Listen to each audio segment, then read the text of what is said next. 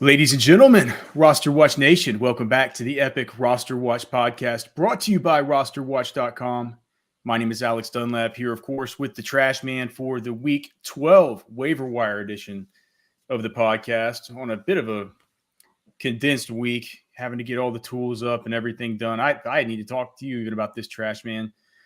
After we get done about our schedules for the week, man, you got to get flex rankings up a day early. I got to get DFS cheat sheets up for the Thanksgiving slate. Well, that means I'm going to have to send the ranking sheet over to you tonight and get that done. It's just going to be a whole jam-packed session here leading up to Thanksgiving. What the hell do you got going on, brother? You hadn't thought about that, getting that flex rankings up early yet, had you? No. I'm telling you, man. I'm driving home tomorrow, but I'm planning on leaving pretty early. Well, like I said, I'll get you the ranking sheet tonight. We can just go over business here on the podcast in front of everybody.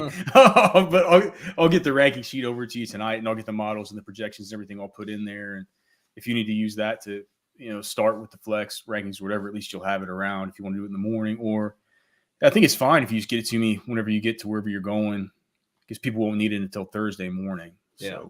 So just so everybody knows, that's kind of what we're going to be doing. We'll probably have the DFS cheat sheets up on Wednesday night, and we'll have the matchup tools already up. The Vegas tool is already up. Snap counts, touches, targets already up. The waiver wire cheat sheets already up.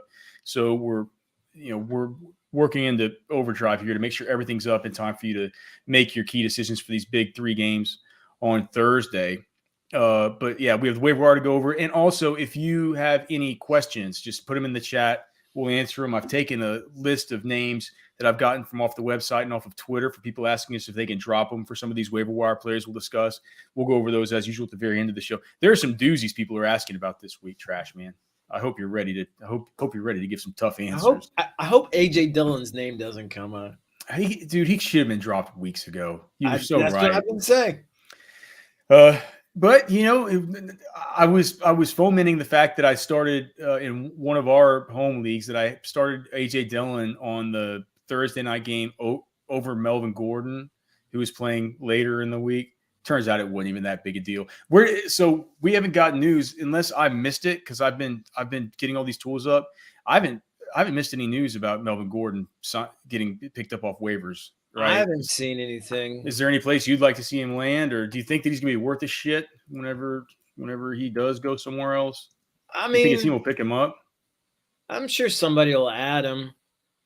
I mean, I'm not really sure. I don't have any particular landing spots I think he needs to end up, or I feel like it would be beneficial, particularly beneficial from a fantasy perspective. It could be hurtful though in a couple spots. Well, that's true. I mean, it's like, what if he goes to the Chiefs, and then it's like, so long for all your Isaiah Pacheco stuff. I don't see that happening. Maybe could you see him being an Eagle, just messing that thing up even worse? I don't know. Maybe the Bengals add him for now, or maybe he goes to Chicago. Yeah, that could make sense. Yeah, man, I think I don't think that. I mean, with the Bengals, it's just a concussion for Mixon, and we'll talk about the rest of all the waiver wire pickups, but certainly Samaje Perine, one of the guys we'll discuss today. I think, speaking of Melvin Gordon, just kind of burying the lead after I told you last week that Latavius Murray just completely droppable and he sucks. I disagreed. Here we are. He's on the very top of the waiver wire cheat sheet. How could I have known that they're gonna waive Melvin Gordon, and that on the very same day that they declare that they're putting like Chase Edmonds on IR, like he's gonna miss a few weeks. They must have watched the podcast. So it's basically like, now it's Latavius Murray, and for now, there's no one else besides Marlon Mack. I mean, he's gonna have to get the football. Marlon Mack will be elevated, so Marlon Mack comes into consideration. Really, really briefly, we have Johnny Dimes, who's a pro member for many years now, 8-3 in all 3 of my leagues with the highest points scored. Good for you, brother. Thank you. Thanks to your magical draft. Glad somebody's making use of it. Yeah. Well, we got a lot of users out there, man. It's crazy to see how I just meant us. how our community's grown. Golly, well, just in our trash man, I feel like in our leagues we just kick each other's ass so bad. It's like we feel like we're left for dust towards the very end. But yeah, I mean, at least I don't play with you guys. At least I don't play with you guys. I'm smashing. It's tough, man. Yeah, six dudes who help invent these cheat sheets, all using them against you. But so yeah, Latavius at the very top. I mean, you're comfortable picking him up. Maybe rest. You comfortable with him? RB3 rest of the way. Murray? Yeah. I mean, unless they make some moves, unless they add somebody, yeah. Yeah. They could always pick up Melvin Gordon. Okay. Yeah. So Latavius is at the very I think top. after that last fumble, they were just done. This next week coming up, we have so I'll just let me pull up the matchup tool. So Cincinnati in the next week, they're going to be at Tennessee, which is a brutal matchup for opposing runners. But we do know that Samaje Perine can add to the game by catching the football. I just see this as being another T. Higgins spot. I mean, outside receivers has been how you kill the Titans. I'm not sure, like, if I'm in desperate need, I'll go out and get Samaje Perine, but it feels like a 1 week rental, and it's not anything where I'm going to be spending up. Well, I just feel like he's a big asset in PPR formats. He catches a lot of passes. I mean, 3 touchdowns last week. Yeah, I mean, it could be helpful. You can't run on the Titans, right? And so maybe that they use Samaje Perine a little bit more in a pass catching role. But I'm not going out of my way. I'm not getting over my skis unless it's a big need. And I understand for a lot of people it's a big need, right? I mean, if you need a starting running back, you're going to get one this week. It looks like in Samaje Perine. Daniel Schaefert saying he pulled off a trade for ETN with Hopkinson and Njoku. Thanks, guys. Congratulations. Don't thank us. You pulled off the trade, brother. That's great. Wish I could get it. Golly, I wish I could get ETN for something like that. It's not a super sexy week on the waiver wire, trash man. I mean, outside of Latavius, if he's available, I think there's a lot of wide receiver help available. Yeah, I think it's one of the deeper waiver wires as far as receivers go. Well, let's just talk a little bit about James Cook though, because I think that if he's available in your league, he's gotten to be kind of super interesting over the course of the past couple of weeks. I mean, he's only getting 30% of snaps, but he's James Cook, and he's looking like something like the prospect that we figured that he would look like. And he's been getting double-digit. He got double-digit touches double-digit touches this last week. 2 targets, 11 touches for 86 yards. He's even good, but then again, so did Devin Singletary this last week. I feel like they're still going to continue to use them pretty much in tandem. I get it. And, you're going to have these games like in week 10 where James Cook just only got the 5 touches. But it does look like he's playing ahead of Nyheim Hines, though. It doesn't seem like that's made that much of a negative impact. Over the course of he's had 11 targets over the last 3 weeks. So we're looking nearly 4 targets a game for James Cook. I mean, if we could see that tick up a little bit, it's good. But yeah, you do bring up the Nyheim Hines stuff. As he becomes more and more integrated, that is going to bite into what James Cook is doing, because clearly we're just kind of talking about a guy that is an ancillary piece there to Devin Singletary, somebody who I like a lot more in Dynasty, I think, than I will sort of down the stretch for fantasy, because the Bills aren't in one of these spots where they're going to go into evaluation mode on their young players down the stretch like some of these bad teams will. Like, we'll talk about the Rams runners, and for me, I side towards maybe taking a Kyron Williams over Cam Akers, because they damn sure know what they have in Cam Akers there for the Rams. And this season is going down the damn tubes. They know what they don't have. I think that Kyron Williams, this is a guy you took in the 4th round. They'd like to see what they have in him. And also, with the Rams being so bad, they could find themselves in losing game scripts during these games, wherever. Yeah. And I don't see Cooper Kupp coming back. Why would he? If I was Cooper Kupp, I'd say, I'm not coming back. I'm not coming back. It's like, what am I come back and play for this losing ass team? No way. But so Kyron Williams, another guy, right there, that 10 to 15% range. If you're in need right now, I think that it's a worthy pickup. We've been talking about him for the last couple of weeks. Any of these other running backs that you want or really want to hit on before we move on to wide receiver?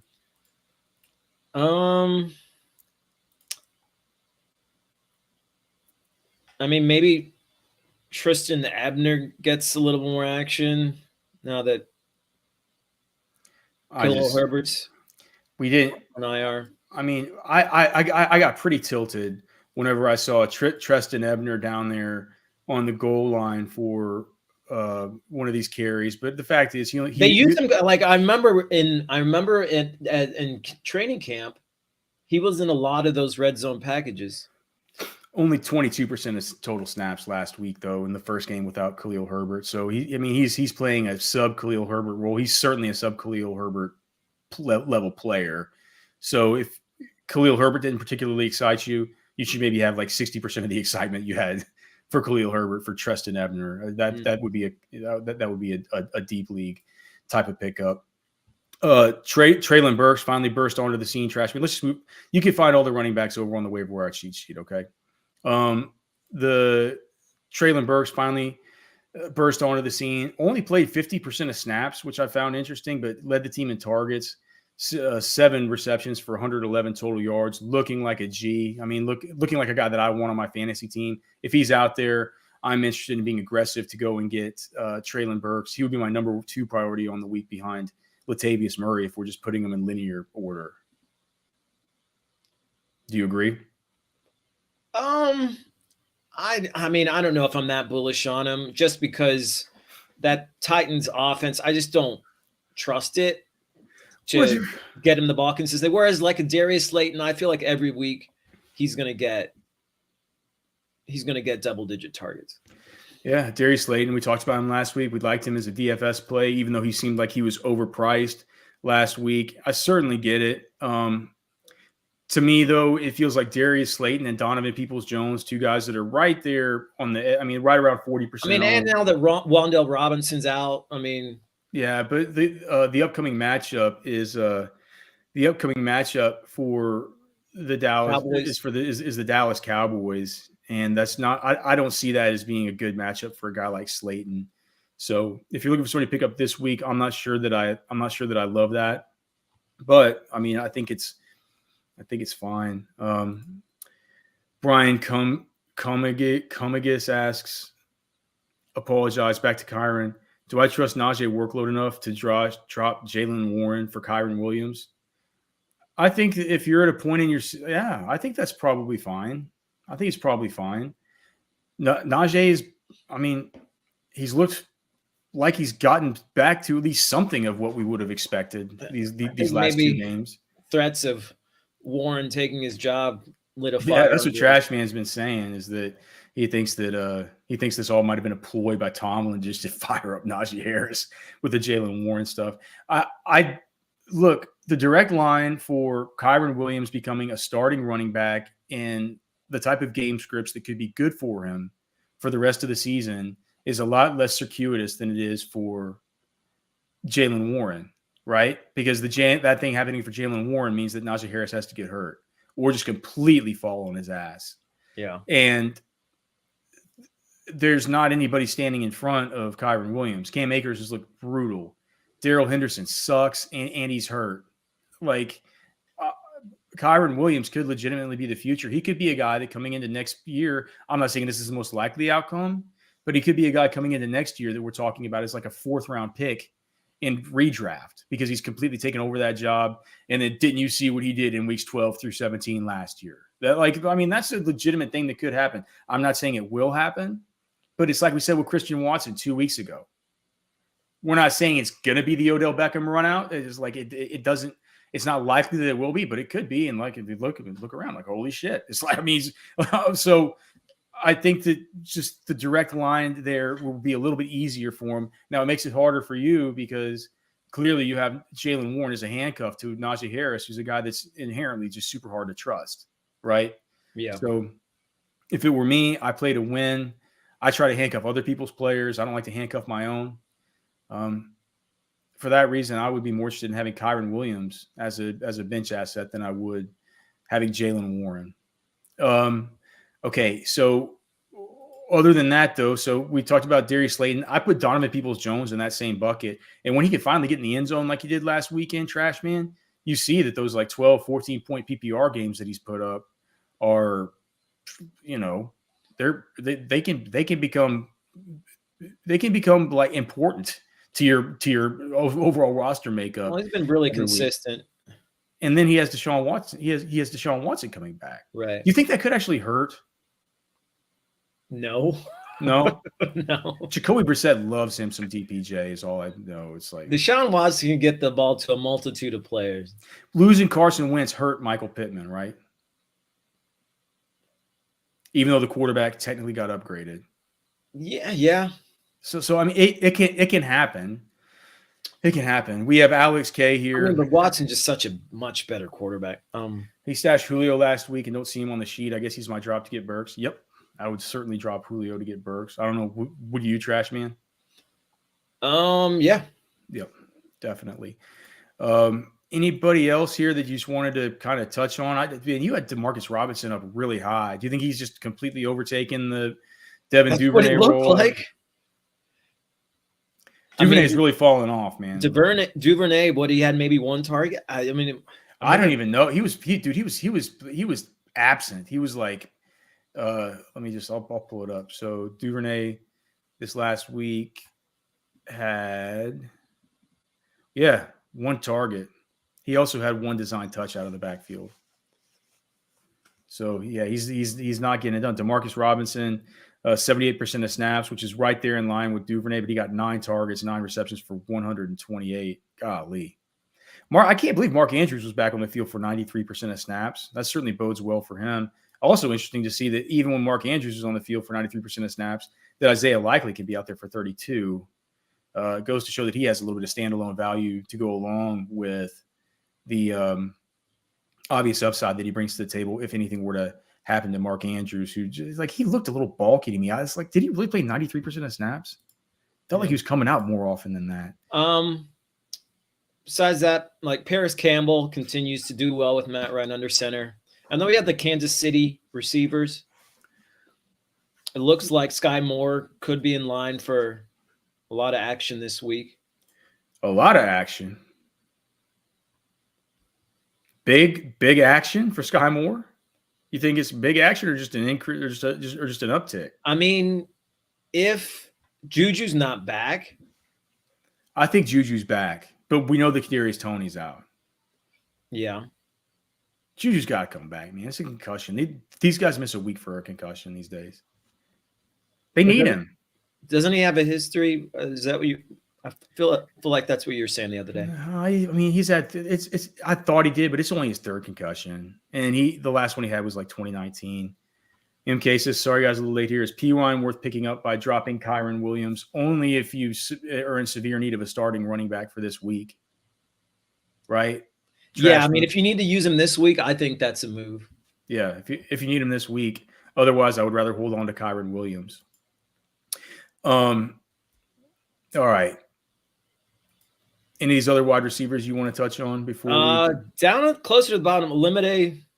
Olamide. Yeah. Zacchaeus. I mean, he could be in line for an uptick in targets if Pitts is as bad as we think he might be. Is bad like a player? He's a good player. Mariota just kills me, man, sometimes with his lack of connection with Pitts. But yeah, Pitts, I'm dropping him in our waiver run tonight. I think it's probably fine to do that. Yeah. It's just, what are you going to do? The guy who's really been a sorry fantasy asset this year comes back for you off injury in the fantasy championship. What, are you just going to go right back to him? Kick yourself in the nuts one last time with a losing game in the championship. It's like, just get rid of him, right? Like, that's what I'm doing. I'm just like, it's like I did with CEH and AJ Dillon. These guys, like, I just don't want them. Like, it's a certain point you just don't want them on your team, even though you don't have to make that decision. You just don't want them on your team. Why don't you talk about some of these tight ends, and I'll go over some of the players here that people are asking whether or not they can drop this week. Really a pretty thin week on the waiver wire, man. Outside of Latavius, outside of Traylon Burks, Trashman loves Slade, and I think DPJ, and then Samaje Perine for the 1 week rental. think outside of those guys, man, Jerick McKinnon, it's important to probably get him on your team. But other than that, man, it's like we've really mined a whole lot of the value here and stayed on top of it. And we're getting some really wild questions about whether people can drop certain players. MK has got another question, though, before you talk tight end. He says, thanks, I'll hang on. And also got a trade offer, trading away Fournette for Michael Pittman. He's in need of a wide receiver with the uncertainty of Jamar Chase. I think that's fine. I mean, we've been telling you for a long time that Rachaad White was going to come. Rachaad White's taking over that backfield. I mean, he got 22 attempts last game. It's like now I know that Fournette got banged up and he's still a little bit banged up. But here's the thing: if he's a little bit banged up, what they're going to do is they're going to the NFC South is just still wide open. Those guys completely plan on making a playoff run. If they do, they want to save Lenny for that thing. Rachaad White's going to be in play for the rest of this time. It's going to be hard. Trust in Leonard Fournette. It's going to be touchdown dependent type of deal. So I think it's fine, even though I don't love going out and getting Michael Pittman right now. Yeah, I think that's probably fine. It's probably about as high as you can sell on Fournette given the current circumstances. Maybe about as low as you're going to get Pittman. Yep, for sure. All right, you got tight ends. Yeah, I mean, pretty thin at tight end. I mean, Juwan Johnson, I mean, he just keeps catching touchdowns. So you're depending on that. I feel like if you like Cole Kmet, then you kind of got to like Juwan Johnson because they're both really touchdown dependent in fantasy. After that, Evan Ingram back on the scene. Behind him, I mean, it's so funny how you just refuse to add Foster Moreau on here. This week I didn't. This week I didn't add him on just because I'm like, man, Trashman just hates Foster Moreau so much that he literally left him off on purpose. So I'm just like, I'm not gonna even mess with this for the quality control. I don't care enough to make sure that he's on there. Like, it's fine. But you saw what he did or didn't do this past week. It's just like I don't feel like there's a tight end with as much opportunity. Well, maybe besides Kyle Pitts right now, who's doing less. Yeah, no, I feel you. Well, we got a couple of tight ends here that people are wondering if they can drop trash. I mean, like we said, pretty thin week on waivers, guys. But there are some players out there that you can go get, and the important ones we made sure to really line out. All right, so Trash Man, can you drop these guys to go get it done? Kadarius Toney. Yeah. Yep. Nyheim Hines. Yes. Melvin Gordon. Yeah. You don't want to wait I don't drop him until we see what goes. I mean, do you think there's anywhere he could go where he could be a starting running back right now? If he went to maybe goes to the Jets. I don't see him playing over James Robinson. Maybe going to. Yeah, I mean, it seems like he could go to a couple places where he would certainly factor into a committee. I mean, you can hold on to him, but I'm saying you could drop him for Latavius Murray for sure. Samaje Perine this week, I think you could drop him. Okay. Somebody wants to know if they could drop Rondale Moore. Got injured the other night. I don't know I don't know the extent of his injury. Status. What is Rondale's injury? It's let me get a look at that first. Was there any reporting from Pro Football Doc about it? God damn it. Let's see if there's Rondale Moore. It's a first quarter injury. It's a groin. I don't see anything new about this. It's a groin.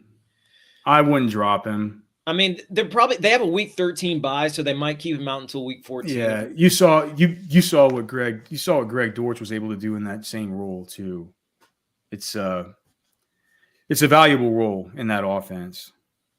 So I wouldn't drop Rondale. Jaylen Warren, we've asked about him today.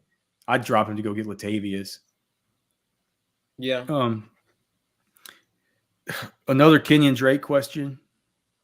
Or no. I'm sorry. Yeah, Kenyon Drake. Can you drop him? Yeah. I wouldn't. How about Gus Edwards? I mean, How close is he to returning? He's supposed. He could have. They'll talk about him returning this week. Then I probably wouldn't drop him yet. I hate that it's come to this. What about Greg Dulcich? I can't drop Greg Dulcich. He's had two pretty lackluster games in a row. He's got a good matchup this week, I think, if I'm not mistaken. Could be mistaken. Who does Denver play? Hold on, Denver. And that's at Carolina, and Carolina actually is kind of tough on opposing tight ends. It's really? Their 23 matchup on the matchup tool. I mean, I just don't know that many tight ends you would pick up instead, but you could drop him. Should I trade Saquon for Debo and Pacheco? I'm 4-7 and need to do something full PPR.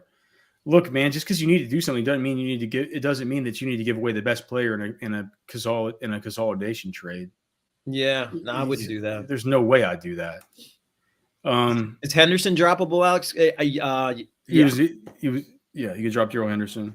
All right, here come the hard ones, Trash Man, especially for you. I'll go in order of how hard they are. Michael Gallup. You can drop him.